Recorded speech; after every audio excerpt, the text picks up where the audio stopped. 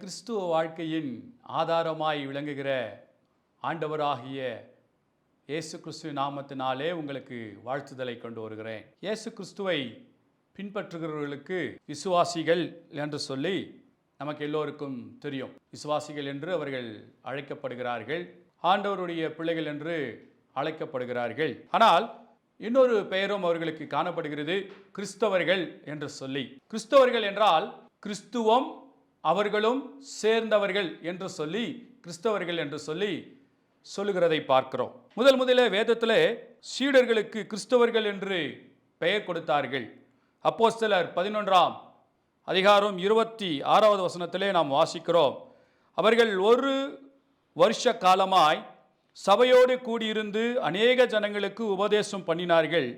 முதல் அந்தியோகியாவிலே சீடர்களுக்கு கிறிஸ்தவர்கள் என்று பெயர் வழங்கிற்று என்று சொல்லி பார்க்கிறோம். முதலிலே அந்தியோகியா பட்டணத்திலே கிறிஸ்தவர்கள் என்று சொல்லி அவர்களை அழைக்கிறதை பார்க்கிறோம். இதோ சீடர்கள் தங்களை அவர்கள் கிறிஸ்தவர்கள் என்று சொல்லவும் இல்லை, அல்லது வேறு ஏதாவது தேவதூதர்கள் வந்து இவர்கள் கிறிஸ்தவர்கள் என்று சொல்லவும் இல்லை. அந்தியோகியா பட்டணத்திலே ஆண்டவராகிய இயேசு கிறிஸ்துவுக்குள்ளாக காணப்பட்டதான சுவாபங்களை சீடருக்கு உள்ளே பார்க்கும் பொழுது அவர்களை கிறிஸ்தவர்கள் என்று சொல்லி அழைக்கிறதை பார்க்கிறோம். பிரியமானவர்களே, இன்று கிறிஸ்தவர்கள் பல வகையாக காணப்படுகிறார்கள். பல வகையான கிறிஸ்தவர்களை நீங்கள் பார்க்கலாம். அதில் முதலாவதாக திருவிழா கால கிறிஸ்தவர்கள் என்று சொல்லி பார்க்கிறோம். இவர்கள் திருவிழா காலங்களில் மாத்திரமே கிறிஸ்தவர்களாக காணப்படுவார்கள். மற்ற நாட்களிலே இவர்களுக்கும் கிறிஸ்துவுக்கும் எந்த சம்பந்தமும் இல்லாமல் வாழக்கூடிய நபர்களாக காணப்படுவார்கள். கிறிஸ்துமஸ், புது வருடம், புனிதவள்ளி, ஈஸ்டர் இப்படிப்பட்டதான காலங்களில் மாத்திரம் இவர்கள் கிறிஸ்துவை காண்பிக்கிறவர்களாக காணப்படுவார்கள். மற்ற நாட்களிலே இவர்களுக்கும் கிறிஸ்துவுக்கும் சம்மதம் இல்லாததை போல அவர்கள் வாழ்கிற ஒரு கூட்டமாக காணப்படுகிறார்கள். இரண்டாவதாக ஞாயிறு கிறிஸ்தவர்கள். இவர்கள் வெறுமனே ஞாயிற்றுக்கிழமை மாத்திரம் கிறிஸ்துவை தரித்து கொண்டவர்களாக கிறிஸ்தவர்களாக இந்த உலகத்துக்கு தங்களை காண்பிப்பார்கள். மற்ற நாட்களில் இவர்களுக்கும் ஆண்டவருக்கும் எந்த சம்பந்தமும் காணப்படாத ஒரு சூழ்நிலையாக காணப்படும். மூன்றாவது, இவர்கள் ஒரு வித்தியாசமான கிறிஸ்தவர்கள். இவர்களை கல்லறை கிறிஸ்தவர்கள் என்று சொல்லி நான் அழைக்கிறேன். ஏன் இவர்களை கல்லறை கிறிஸ்தவர்கள் என்று அழைக்கிறேன் என்று சொன்னால், இவர்கள் கல்லறை திருவிழாக்களில் மாத்திரம் வந்து அங்கு கிடைக்கிறதான அந்த பிணங்களுக்கு மாலையை அணித்து விட்டு தங்களை கிறிஸ்தவர்கள் என்று சொல்லி மெழுகுத்திரியை ஏற்றி வைத்துவிட்டு தங்களை கிறிஸ்தவர்கள் என்கிற தோற்றத்தை அங்கிருக்கிற ஜனங்களுக்கு காண்பிப்பார்கள். நான்காவது, கடைசியமாக இந்த கூட்டத்திற்கு பெயர் கிறிஸ்தவர்கள் என்று சொல்லி நான் பெயர் கொடுக்கிறேன்.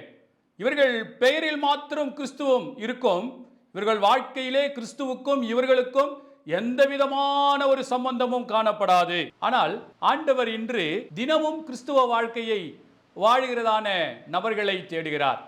ஏதோ திருவிழா காலத்திலும் ஞாயிற்றுக்கிழமையிலும் அல்லது கல்லறை திருவிழாக்களிலும் பெயரளவு கிறிஸ்தவர்களாய் வாழ்கிறது ஒரு வாழ்க்கையை ஆண்டவர் தேடவில்லை. தினமும் கிறிஸ்தவர்களாக வாழுகிறதான ஒரு வாழ்க்கையை ஆண்டவர் இன்று தேடிக்கொண்டிருக்கிறார். பிரியமானவர்களே, அப்படி நான் தினமும் கிறிஸ்துவ வாழ்க்கை வாழ வேண்டும் என்று சொன்னால் என் வாழ்க்கையிலே சில காரியங்களை தினமும் நான் பின்பற்றுகிற ஒரு நபராக காணப்பட வேண்டியது அவசியமாக இருக்கிறது. முதலாவது, நான் டெய்லியும் ஒரு கிறிஸ்துவ வாழ்க்கை வாழ வேண்டும் என்று சொன்னால், if I want to live a Christian life daily, I should follow something daily. நான் கிறிஸ்துவ வாழ்க்கையை தினமும் வாழ சில காரியங்களை பின்பற்ற வேண்டும். முதலாவதாக டெய்லி வர்ஷிப் என்று சொல்லி தினமும் ஆராதனை செய்கிற ஒரு நபராக நான் காணப்பட வேண்டும். அப்போஸ்தலர் 2ஆம் அதிகாரம் 46-47 வசனங்களிலே நாம் வாசிக்கிறோம், அவர்கள் ஒருமனப்பட்டவர்களாய் தேவாலயத்திலே அனுதினமும் தரித்திருந்து வீடுகள் தோறும் அப்பம் பிட்டு மகிழ்ச்சியோடு கபடமில்லாத இருதயத்தோடும் போஜனம் பண்ணி தேவனை துதித்து ஜனங்கள் எல்லாரிடத்திலும் தயவு பெற்றவர்களாய் இருந்தார்கள்.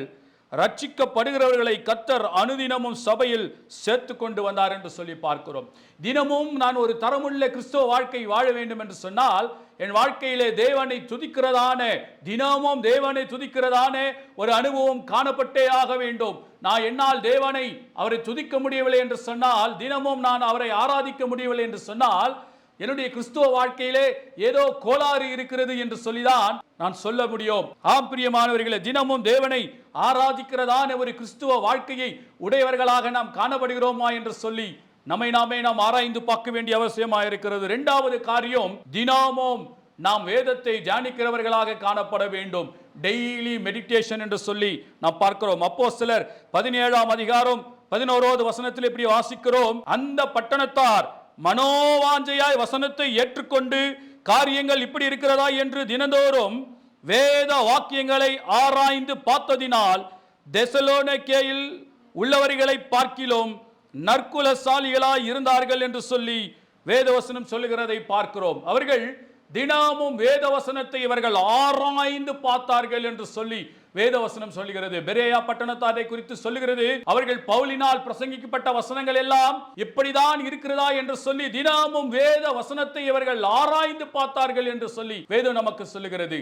நாம் ஒரு தரமுள்ள ஒரு கிறிஸ்துவ வாழ்க்கையை வாழ வேண்டும் என்று சொன்னால், தினமும் நான் கிறிஸ்துவன் என்பதை பிறருக்கு நான் காண்பிக்க வேண்டும் என்று சொன்னால், அல்லது பிறர் என்னை பார்த்து இவன் கிறிஸ்துவன் என்ற அடையாளம் கண்டு கொள்ள வேண்டும் என்று சொன்னால், என் வாழ்க்கையிலே தினமும் வேதத்தை தியானிக்கிறதான ஒரு தியான வாழ்க்கை காணப்பட வேண்டும். எப்படி ஒருவன் சாப்பிடாமல் உயிர் வாழ முடியாதோ அதுபோல வேத வசனத்தை தியானிக்காமல் நான் ஒரு தரமுள்ள ஒரு உயிரூட்டமுள்ள கிறிஸ்துவ வாழ்க்கையை வாழ முடியாது. அதுபோல நாம் வேதத்தை தியானிக்கும் பொழுது சில கேள்விகளை நாம் கேட்க வேண்டியது அவசியமாக காணப்படுகிறது. பிரியமானவர்களே, முதலாவது நாம் கேட்க வேண்டிய கேள்வி, நாம் விட்டுவிட வேண்டிய பாவம் ஏதேனும் இருக்கிறதா என்று சொல்லி நாம் ஆண்டவரை நோக்கி கேட்க வேண்டும். நாம் வேதத்தை தியானித்துக் கொண்டிருக்கும் பொழுது இப்படிப்பட்ட சில கேள்விகளை நாம் கேட்க வேண்டும். நான் விட்டுவிட வேண்டிய பாவங்கள் ஏதேனும் இருக்கிறதா ஆண்டவரே? நான் பின்பற்ற வேண்டிய எடுத்துக்காட்டுகள் ஏதாவது எனக்கு இங்கு இருக்கிறதா என்று சொல்லி நம் தேவனை கேட்க வேண்டும். நாம் பின்பற்ற வேண்டிய கட்டளை ஏதேனும் இருக்கிறதா என்று சொல்லி நம் தேவனிடத்தில் கேட்க வேண்டும். நான்காவது, நாம் உரிமை பாராட்ட வேண்டியதான வாக்குத்தத்தங்கள் ஏதேனும் இருக்கிறதா என்று சொல்லி நம் தேவனிடத்தில் கேட்க வேண்டும். இப்படித்தான் இந்த வேத வசனத்தை தியானிக்க வேண்டும் என்று சொல்லி தேவன் பிரியப்படுகிறார். அப்படி நாம் தியானிப்போம் என்று சொன்னால், ஒவ்வொரு நாளும் நம்முடைய பாவங்களை களைந்துவிட்டு நமக்கென்று அவர் வைத்திருக்கிறதான எடுத்துக்காட்டுகளை பின்பற்றி நாம் வாக்குத்தத்தங்களை உரிமை பாராட்டி தினமும் ஒரு தரமுள்ள கிறிஸ்துவ வாழ்க்கையை நம்மாலே வாழ முடியும். மூன்றாவதாக, நான் தினமும் ஒரு தரமுள்ள கிறிஸ்துவ வாழ்க்கையை வாழ வேண்டும் என்று சொன்னால், நான் தினமும் ஜெபிக்கிறதான ஒரு தேவ மனுஷனாக காணப்பட வேண்டும். ஆம், இதோ தானியேல் 6ஆம் அதிகாரம் 10வது வசனத்திலே நாம் வாசிக்கிறோம், தானியேலோ வென்றால் அந்த பத்திரத்திற்கு கையெழுத்து வைக்கப்பட்டதென்று அறிந்த போதிலும் தன் வீட்டுக்குள் போய் தன் மேல் அறையிலே எருசலேமுக்கு நேராக பலகணிகள் திறந்திருக்க அங்கே தான் முன் செய்து வந்தபடியே தினம் 3 வேளை தன் தேவனுக்கு முன்பாக முழங்காற்படியிட்டு ஜெபம் பண்ணி ஸ்தோத்திரம் செலுத்தினான் என்று சொல்லி வேதவசனம் சொல்லுகிறது. இதோ ராஜாவை தவிர வேறு யாரையும் வணங்கக்கூடாது என்று ஒரு கட்டளை இருந்த பொழுதும் எதற்கும் பயப்படாமல் தானியேல் இதோ தான் முன்பு செய்தபடியே எல்லா ஜன்னல்களையும் திறந்து வைத்துவிட்டு தினமும் 3 வேளை ஜெபிக்கிறதான அந்த ஜெப வாழ்க்கையை அவர் விட்டுவிடாமல் ஜெபிக்கிறதை பார்க்கிறோம். ஆகையினால் தான் சிங்ககவியிலே தானியேலை கொண்டு போட்ட போது கூட அந்த இடத்திலே அவர் தேவனுக்கு பிரியமான தேவ மனுஷன் என்று சொல்லி அங்கு நிரூபித்து காட்டினார். இப்படிப்பட்ட ஒரு ஜெப வாழ்க்கை நம்முடைய வாழ்க்கையிலே காணப்படுகிறதா? இதோ சங்கீதத்திலே வாசிக்கிறோம், 88:9 வாசிக்கும் பொழுது, துக்கத்தினால் என் கை தொய்ந்து போயிற்று, கர்த்தாவே அனுதினமும் நான் உம்மை நோக்கி கூப்பிட்டு உமக்கு நேராக என் கைகளை விரிக்கிறேன் என்று சொல்லி இங்கு சங்கீதக்காரன் எழுதுகிறதை பார்க்கிறோம். துக்கம் இருந்த சூழ்நிலையை கூட அவர் சொல்லுகிறார், அனுதினமும் நான் உம்மை நோக்கி கூப்பிடுகிறேன் என்று சொல்லி. இப்படிப்பட்டதான ஒரு ஜெப வாழ்க்கை நம்முடைய வாழ்க்கையிலே காணப்படும் என்று சொன்னால், ஒரு தரமுள்ள கிறிஸ்துவ வாழ்க்கையை இந்த சமுதாயத்திலே வாழ்ந்து காட்ட நம்மாலே முடியும். ஜெபம் என்பது என்ன சகோதரரே? ஜெபம் என்பது கிறிஸ்துவ வாழ்க்கையினுடைய உயிர் மூச்சாக காணப்படுகிறது. மூச்சு இல்லை என்றால் அங்கு ஜீவன் இருக்காது. ஜெபம் இல்லை என்றால் அந்த கிறிஸ்துவ ஜீவியம் செத்து போன ஒரு ஜீவியமாக காணப்படும். இரண்டாவது, ஜெபம் என்பது தேவனோடு தொடர்பு கொள்ளுவது. ஒரு மனுஷனோடு எனக்கு தொடர்பு இல்லாவிடில் அவரை நான் நன்கு அறிந்து கொண்டு அவருக்கு பிரியமானது எது, அவருக்கு பிடித்தது எது, அவர் எதை விரும்புவார் என்று சொல்லியெல்லாம் எனக்கு தெரியாது. என்னுடைய வாழ்க்கையிலே அவரோடு ஒரு நபரோடு கூட எனக்கு சரியான ஒரு உறவு இருக்கும் என்று சொன்னால் அந்த நபர் விரும்புகிறபடி என்னாலே வாழ முடியும். அதுதான் ஜெபம். தேவனோடு உறவு கொண்டு அவருடைய இருதயத்தின் விருப்பங்களையும் வாஞ்சைகளையும் அறிந்து கொள்வதுதான் ஜெபம். மூன்றாவது, கிறிஸ்துவ வாழ்க்கையினுடைய ஆணிவேராக காணப்படுகிறது. ஒரு மரம் இருக்கிறது என்றால் அந்த மரம் நிற்பதற்கு ஆணிவேர் தான் மிகவும் காரணமாக இருக்கிறது. அது நம்முடைய வாழ்க்கையிலே இந்த கிறிஸ்துவ மரம், கிறிஸ்துவ வாழ்க்கை என்கிறதான ஒரு நல்ல கனி கொடுக்கிற மரம் வளர வேண்டும் என்று சொன்னால் அதற்கு ஆணிவேராக ஜெபம்தான் காணப்படுகிறது. பிரியமானவர்களே, நம்முடைய வாழ்க்கையிலே போதிய அளவிற்கு ஜெபம் இல்லை என்று சொன்னால் நம்முடைய கிறிஸ்துவ வாழ்க்கை என்கிறதான கனி கொடுக்கிற இந்த மரம் அசைக்கப்பட்டு போய்விடும். இது நிலைத்து நிற்காது, கீழே விழுந்து நாசமாய் காய்ந்து ஒன்றுமில்லாமல் போய்விடும்.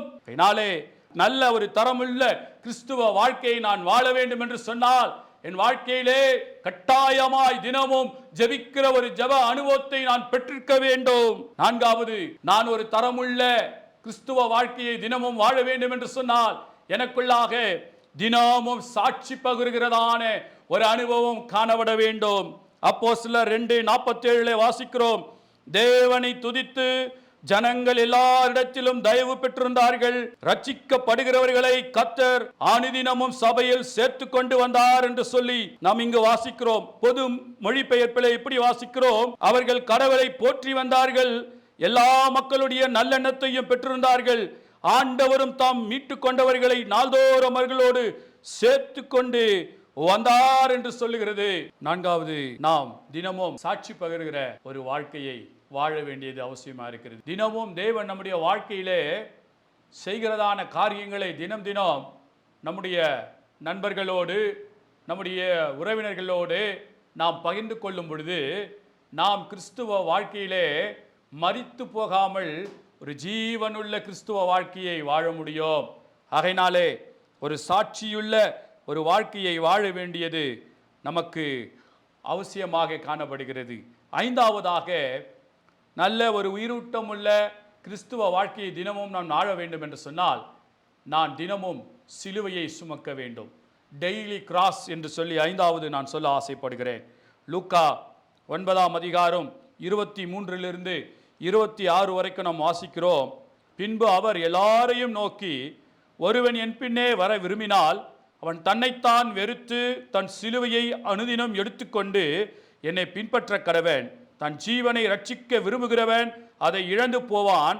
என் நிமித்தமாக தன் ஜீவனை இழந்து போகிறவன் அதை ரட்சித்துக் கொள்ளுவான். மனுஷன் உலகம் முழுவதையும் ஆதாயப்படுத்திக் கொண்டாலும் தன்னைத்தான் கெடுத்து நஷ்டப்படுத்தினால் அவனுக்கு லாபம் என்ன?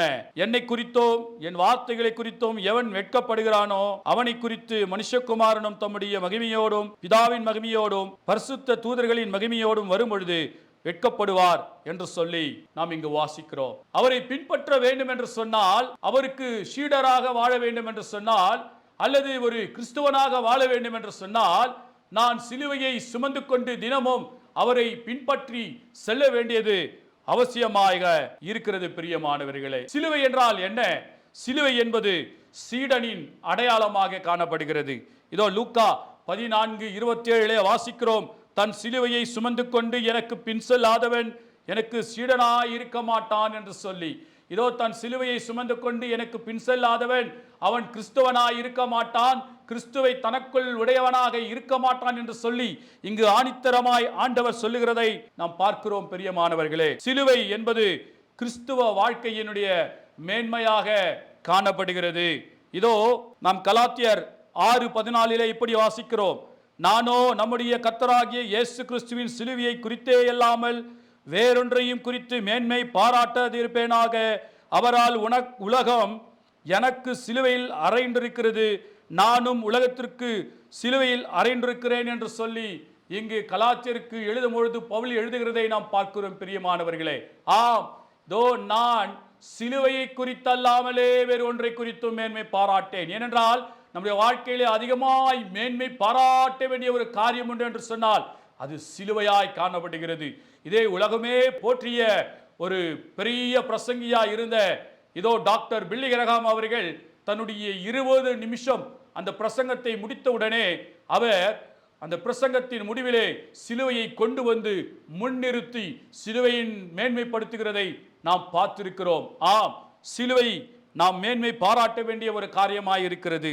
இதோ சிலுவை ஒரு ஒப்புரவாகுதலின் அடையாளமாக காணப்படுகிறது.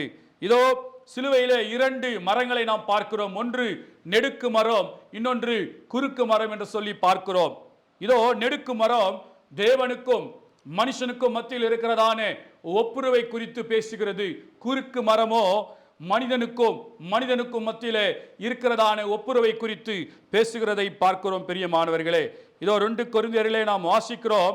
5ஆம் அதிகாரம் 17 - 19 வரைக்கும் இப்படியாக நாம் வாசிக்கிறோம். இப்படி இருக்க ஒருவன் கிறிஸ்துக்குள் இருந்தால் புது சிருஷ்டியா இருக்கிறான். பழையவைகள் ஒழிந்து போயின, எல்லாம் புதிதாயின. இவைகள் எல்லாம் தேவனாலே உண்டாயிருக்கிறது. அவர் இயேசு கிறிஸ்துவை கொண்டு நம்மை தம்மோடே ஒப்புரவாக்கி ஒப்புரவாக்குதலின் ஊழியத்தை எங்களுக்கு ஒப்பு கொடுத்தார். அது என்னவெனில், தேவன் உலகத்தாருடைய பாவங்களை எண்ணாமல் கிறிஸ்துவுக்குள் அவர்களை தமக்கு ஒப்புரவாக்கி ஒப்புரவாக்குதலின் உபதேசத்தை எங்களிடத்தில் ஒப்புவித்தார் என்று சொல்லி இங்கு பவுல் கொரிந்தியருக்கு எழுதுகிறதை நாம் பார்க்கிறோம். பிரியமானவர்களே, முதலாவது தேவன் என்ன செய்தாராம்?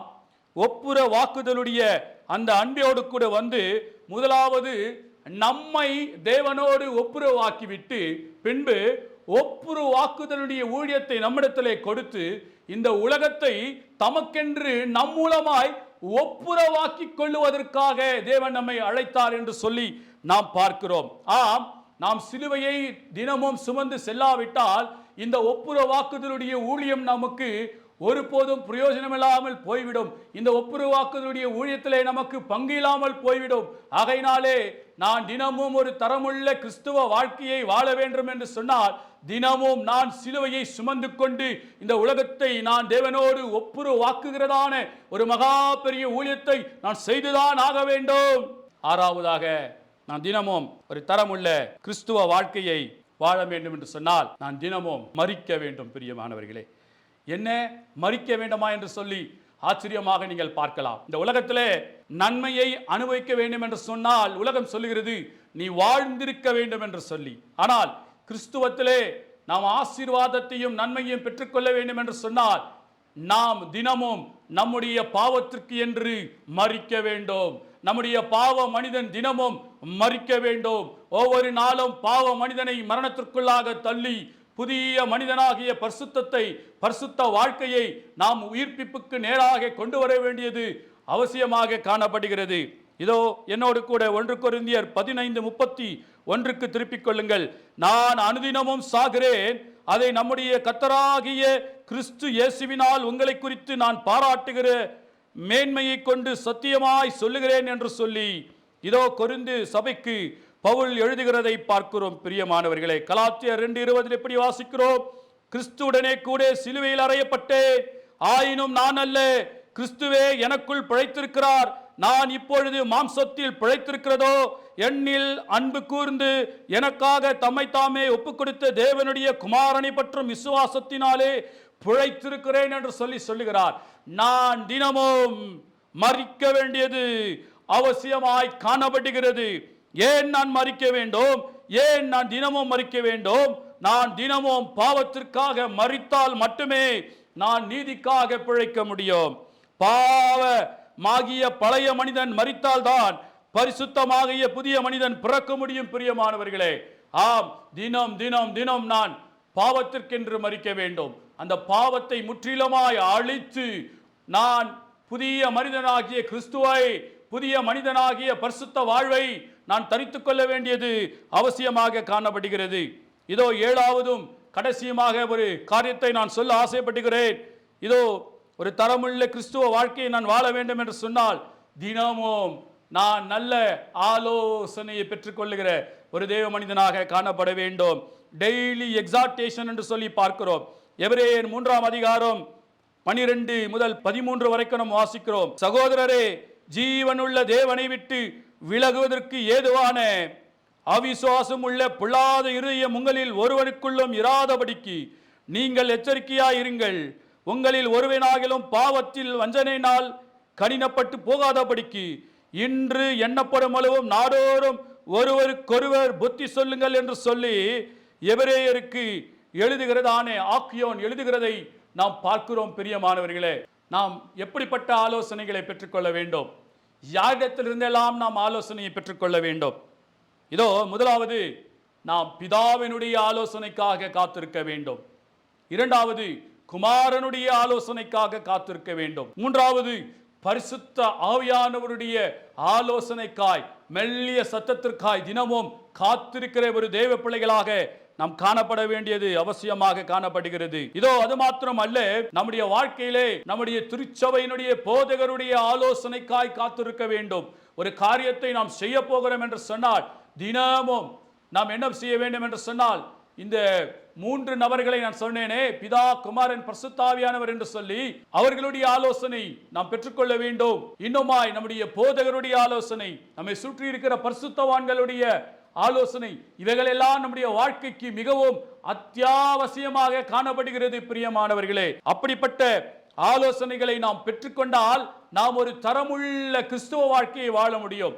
நாம் தினமும் கிறிஸ்துவனாய் இந்த உலகத்திலே வாழ்ந்து தேவனை நாம் மகிமைப்படுத்த முடியும்.